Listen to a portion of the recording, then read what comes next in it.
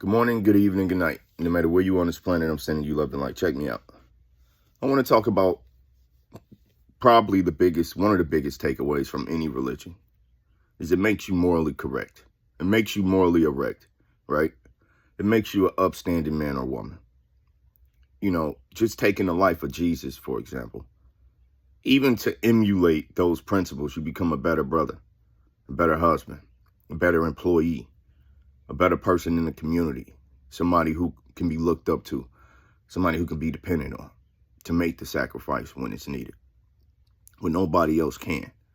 You know, if you really take from these religions, even if you see it as just a story, a blueprint, even if you're agnostic, you're on the fence, you have no real proof, but you believe that there is potentially a maker, understand that it's cool if you need science to confirm.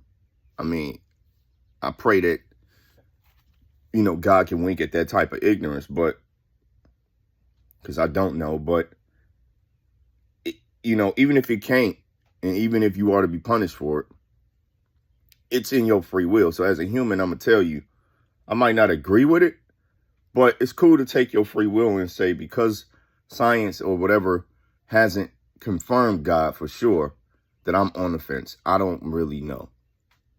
At the end of the day, though, you still become a good person, a better person, by implementing a lot of these concepts into everyday life. To not steal, to not covet somebody else's chick, right? To not be jealous, to not be hateful, to not be murderous, right? To not do things that dishevel people in the community and harm others. Like, to really live your life like this makes you a better person. So religion and spiritual concepts, they're not a bad thing at all.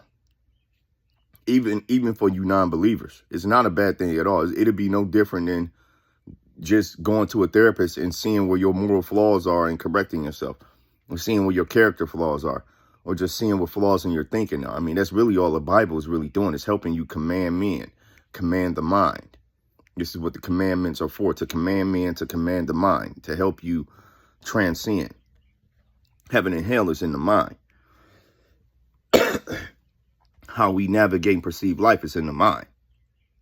So essentially, this whole game of life is cultivating a healthier, heavenly, stronger mind.